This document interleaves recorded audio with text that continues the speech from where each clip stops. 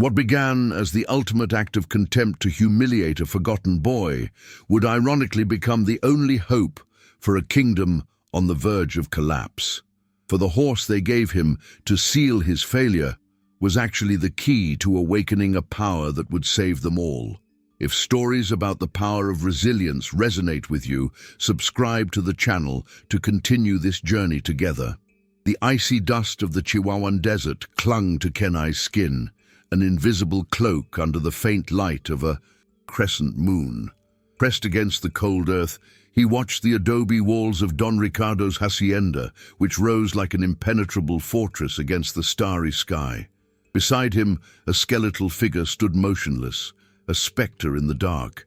It was the horse, whose ribs protruded under its worn hide and whose legs trembled slightly with age. To the guards patrolling the walls, arrogant silhouettes with their rifles in hand, the animal would be invisible, an indistinct shadow among the cacti and rocks. They were looking for warriors, for imposing steeds, and for the sound of an imminent attack. They did not expect a boy and a horse that time itself seemed to have forgotten, and it was precisely in this invisibility that their only fragile hope lay. A sound cut through the night, not the war cry of an Apache warrior, but the muffled cry of a child coming from within the fortress. The sound was a needle in Kenai's heart, sharpening his purpose and dissolving fear into pure concentration. He placed his hand on the old horse's neck, feeling the slow, steady pulse beneath the thin skin. The animal did not move, its dark, deep eyes fixed on the shadows ahead, as if it understood the weight of that silent mission. A sentry stopped on the wall, spitting on the ground, and for a moment his gaze swept the darkness where they were hidden. Any other horse would have stirred, a treacherous movement that would have given away their presence. But this one, the gift of humiliation, remained. Like a statue of patience, a creature of the earth itself, teaching Kenai that true strength lies not in impetuosity, but in the ability to become one with the silence. The sentry moved on, and the moment of quiet that followed was Kenai's signal. He prepared to move toward a shadow cast by a watchtower, a path he had traced in his mind dozens of times. But before he could take the first step, he felt a slight nudge from the horse. It was not a move of impatience, but a deliberate and insistent touch directing him to the left, away from the obvious path. Kenai hesitated, but a look into the animal's calm eyes convinced him. Trusting an instinct older than his own, he followed the silent guidance. The horse led him not towards the wall, but to a dark crevice in the earth, the dry bed of an ancient stream that snaked like a forgotten scar across the landscape. The stream bed led them downward, plunging them into a darkness that made them truly invisible. The earth muffled the sound of their steps, and the air grew colder. They followed the winding path until it ended abruptly against the stone foundation of the hacienda. There, hidden by a tangle of thorny bushes and forgotten by time, was a small iron grate, the entrance to an old aqueduct. It was rusted, almost fused to the stone by moisture and neglect. Anyone else would have seen a dead end. But Kenai, kneeling, saw the promise of a passage. The horse remained behind him, a motionless guardian in the darkness, its warm breath a constant reminder that on this night, weakness was just a disguise for the deepest power of all. His hands, calloused from life in the desert, sought a grip on the cold grate. He pulled, first gently, then with all the strength his lean body could muster. The metal didn't budge, only emitting a low, rusty groan that seemed to echo through the entire valley. Kenai froze, his heart in his throat, waiting for the sound of boots or a shouted alarm from above. Only the wind answered, whispering through the cactus spines.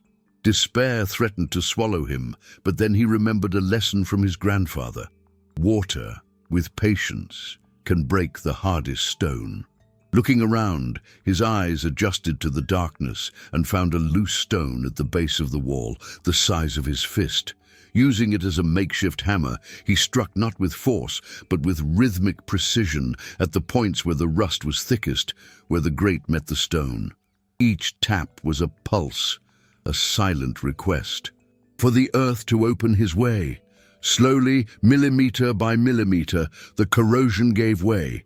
With a final protesting creak, the grate loosened enough to create a small opening.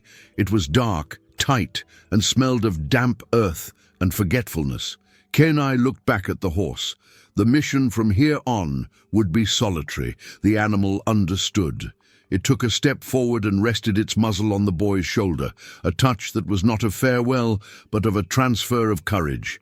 In that gesture, Kenai felt the accumulated strength of years of silent endurance, the wisdom of a creature that had survived everything. With a strengthened heart, he squeezed through the gap, the cold stones scraping his back, and plunged into the subterranean darkness. Outside, the old horse did not move. It simply positioned itself to the side, its slender, dark body perfectly concealing the newly opened entrance, becoming the silent guardian of that secret. The tunnel swallowed him whole. The darkness was absolute, a physical pressure against his eyes. The air was heavy and cold, thick with the smell of wet stone and centuries of neglect. Reaching out his hands, he touched the rough, damp walls, covered in a thin layer of slime. Every step was a blind gamble, the sound of his feet splashing in shallow puddles, echoing ominously in the confined space. Fear, a patient predator, began to stalk his mind, but he pushed it away, focusing on the sound that had brought him here. The child's cry was now an echo in his memory, a guiding light in a world without light, reminding him that every step in that oppressive darkness was a step toward life. After what felt like an eternity, the path began to slope upward. The air changed, becoming less stagnant, and he noticed a new sound mixed with the dripping water. Voices. They were muffled, distant, the sound of men laughing, coming from somewhere above and ahead. Hope and danger intertwined in his chest. He slowed his pace, moving with the stealth of a cat. Soon, a faint grey light appeared, a ghost of illumination at the end of the tunnel. It came from a grate in the ceiling, covered in dust and cobwebs. Carefully, he positioned himself beneath it. The voices were clearer now, coming from a nearby courtyard. He had arrived. The tunnel had led him into the heart of the fortress, and now the only thing separating him from his goal was a thin barrier of iron and the vigilance of Don Ricardo's men. The tension of being so close, where danger and hope, touch, is almost palpable. If you're also holding your breath for Kenai, subscribe so you don't miss the outcome of this silent mission. He gripped the cold grate, his knuckles white, and peered through the slit.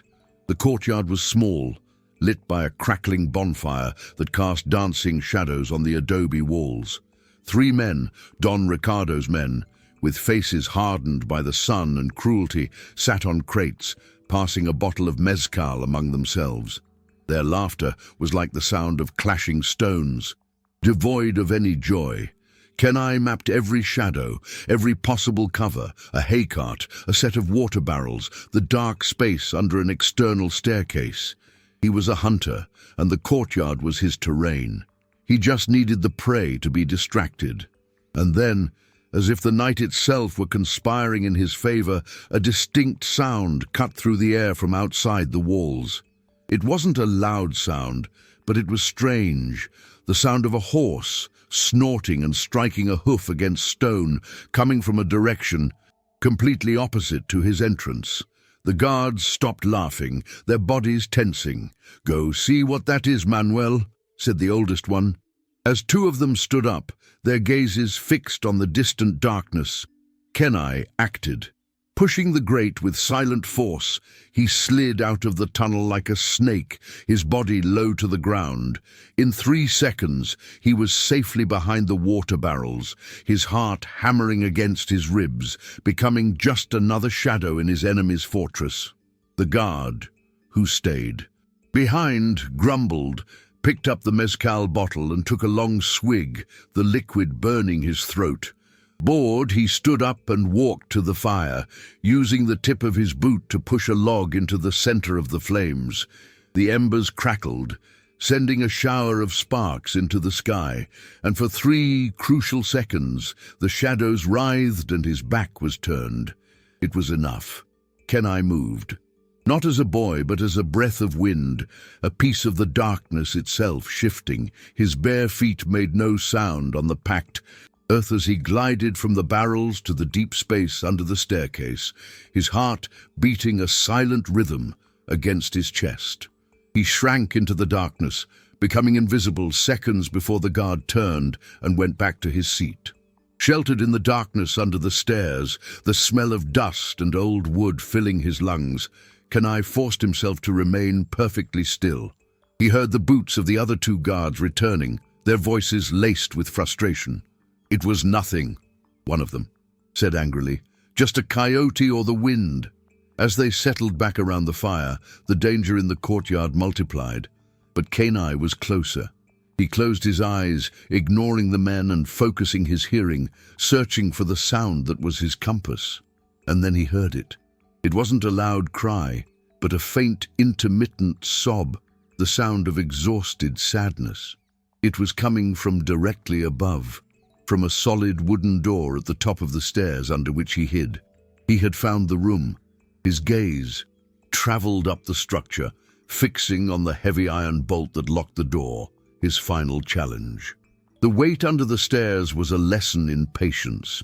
Kenai watched the men, whose voices grew more slurred with each swig from the bottle. One of them began to tell a crude story, and as the punchline was met with a loud, hoarse laugh, Kenai moved. He didn't climb the steps, he flowed up them. His hands and feet found the exact spots on the edges of the wooden planks where his weight wouldn't produce a creak. Each movement was synchronized with the sound of the men, a step during a laugh, a pause during silence. He was a shadow climbing towards the moon, and as his feet touched the upper landing, the guard who had stayed behind glanced up for an instant, his drink-clouded eyes sweeping the darkness, seeing nothing but emptiness. The iron bolt was a silent monster guarding the door. It looked heavy, ancient, and would surely protest with a metallic shriek that would echo across the courtyard. Touching it was an immense risk. Kenai looked down one last time, making sure the guard's attention was firmly fixed on the fire and the bottle. Then he placed both hands on the bolt, not to pull it, but to feel it. He distributed the pressure evenly, wrapping the cold metal with his fingers and palm to muffle any vibration. Instead of sliding, he lifted the bolt, a slow, agonizing vertical movement. His muscles trembled with the effort of moving so much weight so delicately. A faint sound of metal scraping against metal, like a whispered agony, cut the air, but it was swallowed by the night. With his heart hammering against his ribs, he pulled the bolt out of its catch and the door was free. He took a deep breath, just one, the cold air calming the storm in his chest. With his fingertips, he pushed the wooden door. As predicted, the bottom hinge protested with the start of a high-pitched groan. Instantly, Kenai shifted his force, pulling the base of the door upward as he pushed it inward, transferring the weight to the top hinge and silencing the sound. He slipped through the minimal gap he created, a ghost passing through a wall. The room was dark, smelling of dust and fear. The only light came from a small, barred window high up, through which a dusty moonbeam cut the darkness, illuminating a small figure huddled in a corner, hugging her own knees. With the same impossible care, he pulled the door, closing it until the latch clicked softly, plunging them into a near-total but safe darkness. He crossed the wooden plank floor, his feet finding the silent spots that experience had taught him to look for. The child, a girl no more than 6 years old, shrank back further as she sensed his presence, a small sob escaping her lips. Kenai said nothing. He knelt at a safe distance so as not to seem like a threat, and simply waited. In the stillness, he held out his hand, palm up. In it was a small object, a hummingbird roughly carved from cactus wood, a charm his grandfather had given him. The girl stopped sobbing, her eyes, large and frightened in the gloom, focused on the familiar bird. Slowly, like a wild animal learning to trust, she reached out a trembling hand and touched the polished wood with her fingertips. In that touch, the fear broke and Kenai knew they were no longer alone. They were a team. He gestured to her, first a finger to his own lips, the universal sign for silence. Then he pointed to himself and to her and made a walking motion with his fingers, indicating they would leave together. The girl's big eyes widened a little more, but she nodded, her small body trembling no longer with fear, but with nervous anticipation. Kenai knew that his steps, no matter how careful, could betray them. He turned and knelt, offering her his back. Without hesitation, she climbed on, her small arms wrapping around his neck with a trust that weighed more than her body. With the precious, fragile weight on his back, Kenai moved toward the door, his body becoming a shield for the life he had come to rescue. He heard the sound of one of the guards getting up, his heavy steps moving away from the fire. It was the distraction he needed. With the girl held tight, he opened the door and descended the steps, not as a boy carrying a child, but as a single shadow pouring into the darkness. Every step was a silent prayer. They reached the base of the stairs and hid in the darkness that had protected them before. The courtyard now looked like an illuminated battlefield. Waiting for the guard who had stood up to have his back turned, Kenai ran, a blur of motion from the foot of the stairs to the water barrels. He pressed himself against the damp wood, the sound of his own breathing roaring in his ears, while the girl buried her face in his back, becoming the smallest and quietest of burdens. The drunken argument between the guards escalated, their voices rising in a meaningless dispute over a lost card game. It was the smoke screen of sound Kenai had been waiting for. With the girl still clinging to him, he moved not in a run, but in a low, fast crawl, keeping to the deepest shadows cast by the haycart. Every inch was a silent victory, the cold ground beneath his hands, as he guided them away from the guard's eyes, toward the dark salvation of the tunnel. The girl's heart beat against his back, a fast, frightened drum, but she remained perfectly still, a silent partner in her own liberation. They reached the grate, a rectangle of black against the base of the wall. Kenai gently set the girl down, her feet making an almost inaudible sound on the dirt. He looked into her eyes, conveying with a single glance the need for absolute silence. She nodded, a small statue of obedience. His hands found the rough edge of the grate. Pulling from the inside was harder, the angle was bad, and the weight seemed to have multiplied. He planted his feet on the ground, his muscles tensing with the silent effort. The metal groaned, a low, dangerous sound. In the courtyard, one of the guards stood up to stoke the fire, and for a terrifying moment, the dancing light stretched out, almost touching the spot where they crouched, threatening to expose the impossible escape. Kenai flattened himself against the wall, a protective arm around the girl, both becoming a single, unmoving part of the stone foundation. The light danced dangerously close, illuminating a cactus just a few feet away, but the deep shadow where they stood remained inviolate. The guard mumbled something unintelligible, gave a lazy kick to a loose stone, and returned to the warmth of the fire. The danger receded. Releasing a slow, silent breath, Kenai felt the girl's small hand squeeze his more tightly. It was not a grip of panic, but of encouragement. In that small gesture he found new strength.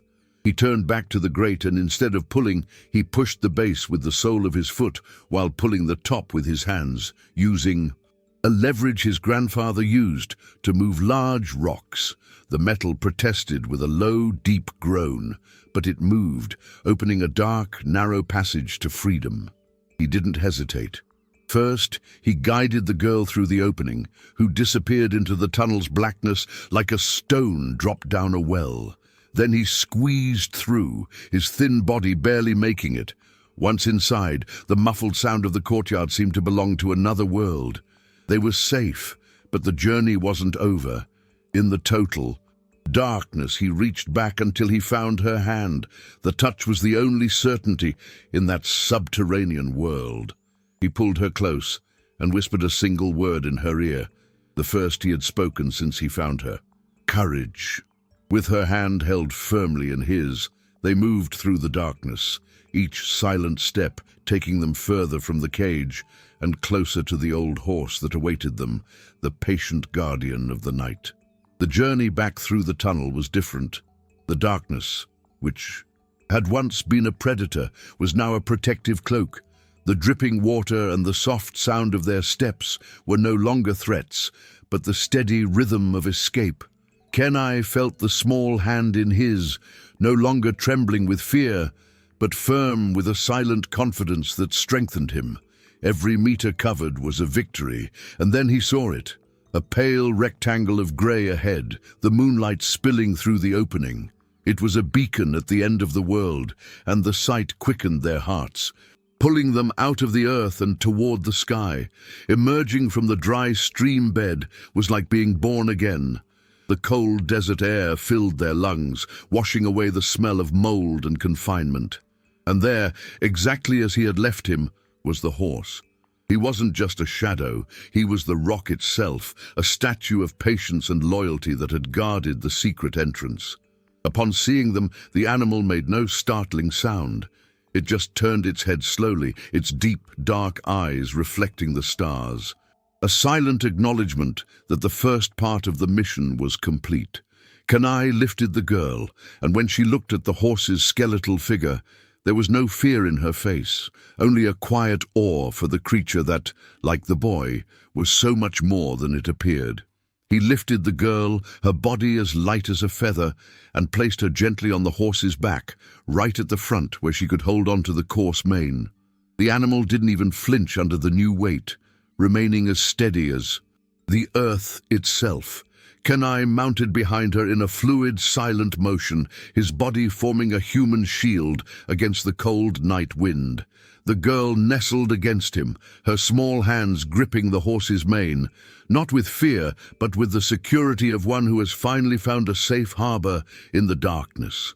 With a subtle touch to the animal's flank, an almost imperceptible pressure, the old horse began to move.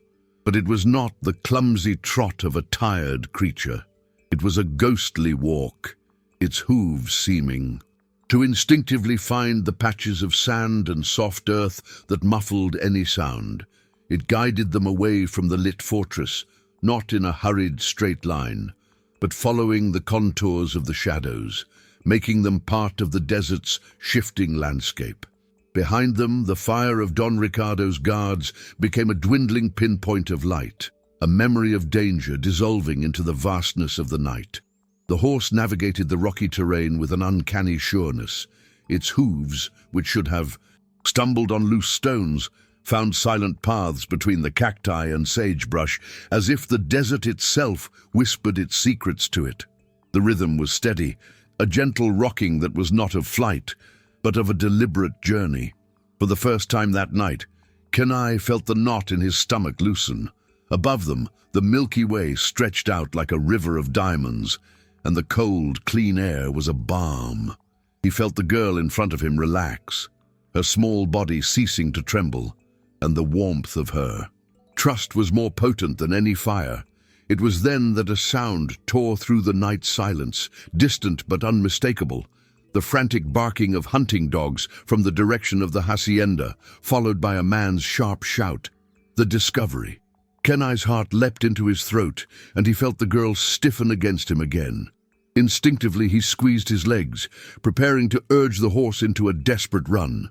But the animal did not wait for his command.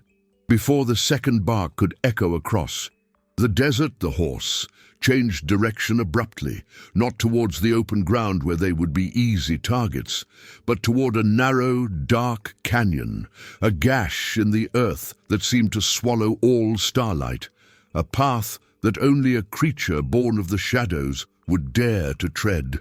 The canyon walls rose around them like stone teeth, swallowing the moonlight and plunging them into near absolute darkness. The sound of the pursuing hounds turned into a confused, distorted echo, ricocheting off the rock walls, until it became impossible to tell where it was coming from. The horse, however, did not hesitate. Its hooves struck against the stone with a steady cadence, occasionally sending out a spark that illuminated the narrow passage for a fraction of a second. Kenai couldn't see anything. His senses were useless. He could only hold on to the girl and trust the steady rhythm beneath him, sensing that the animal was not fleeing, but weaving a path through a labyrinth that only it knew. After minutes, that felt like hours, the echoes of the chase grew fainter, more distant, until they were finally silenced by the labyrinth of stone and the vastness of the desert. The horse's strategy had worked. The canyon had hidden them, confused their pursuers, and erased their trail. Kenai let out a slow breath he didn't know he was holding, his chest aching with the released tension. He looked down at the dark silhouette of the horse's neck, and a profound realization washed over him. This animal didn't know the terrain. It was the terrain. Every step was proof that wisdom lies not in brute strength or speed, but in an ancient, silent knowledge. The humiliation that had been forced upon him was, in fact, the greatest of blessings, the key to the secrets of the land itself. The canyon released them onto a wind-swept plateau, under a sky so vast and full of stars it looked like an inverted ocean. The danger was behind them, a memory choked by the rocks. The girl in front of him, who had been a well of silence and courage, let out a single trembling sigh, a sound that contained all the night's terror unraveling.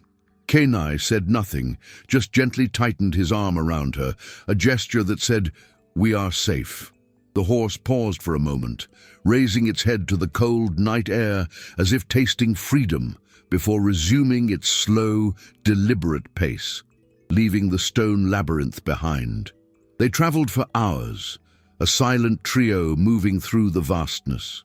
The steady rhythm and the warmth of Kenai's body finally overcame the girl's adrenaline, and her head drooped to the side, falling into a deep, exhausted sleep. Kenai adjusted her, making sure she was secure, feeling the weight of that trust in every muscle. The horse needed no visible landmarks. It seemed to read the magnetic lines of the earth itself, guiding them with an ancestral certainty toward a set of dark mesas rising on the horizon. That was not a random direction.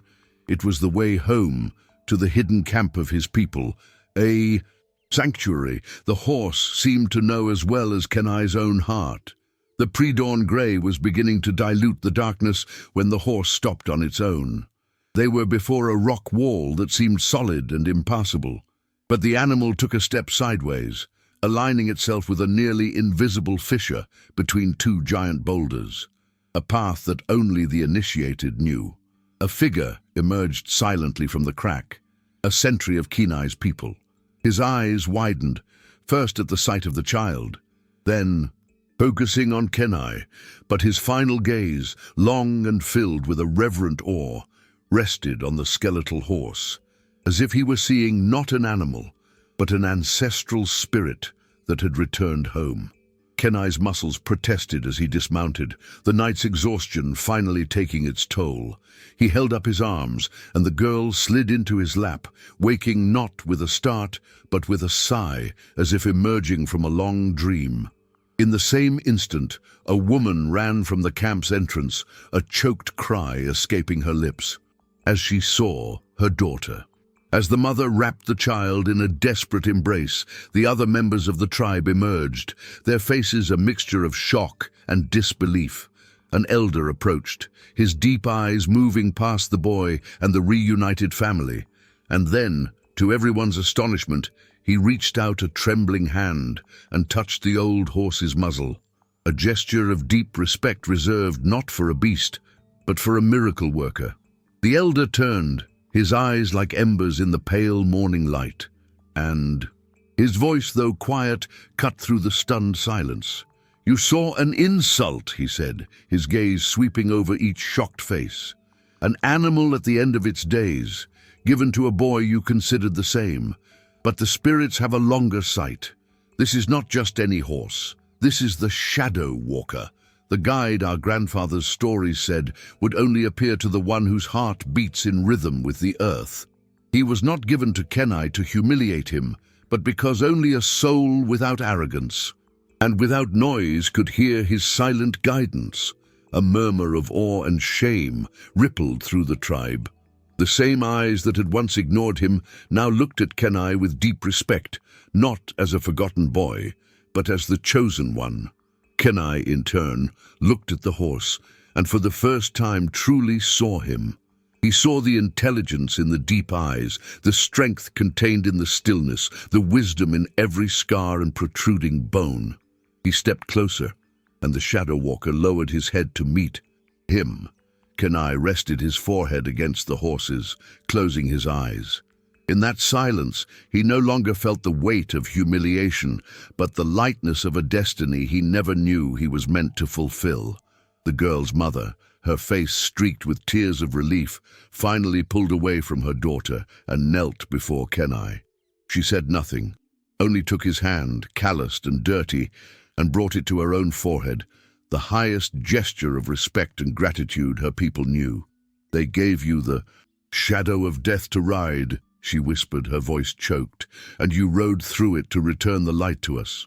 Behind her, the faces of the warriors who had once mocked him were downcast, shame burning hotter than the rising sun that now tinged the horizon red.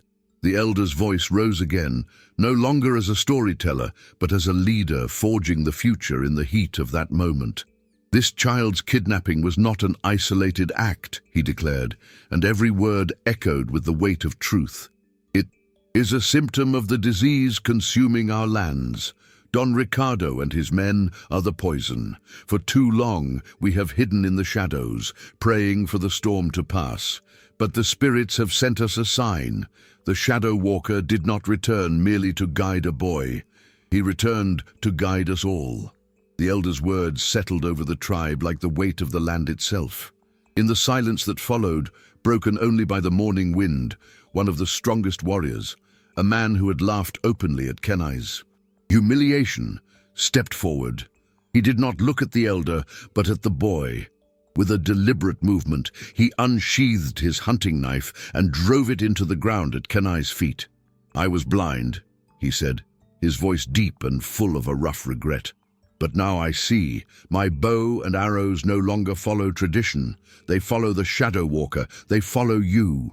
One by one, the other warriors followed his lead, driving knives and spearheads into the earth, forming a circle of steel and purpose around the boy and the horse, a silent promise that the era of passivity was over. The elder raised his hand, not to stop the oath, but to focus it. "Anger is a fire," he said, his voice calm yet sharp as obsidian. "It can warm us, or it can consume us. Let us use it to forge a plan." He turned to Kenai, and for the first time he saw him not as a boy, but as a key. "You have been inside the fortress. You know its secret passages, its shadows. The Shadow Walker guided you in. Now, you will guide us to tear out this poison by the root."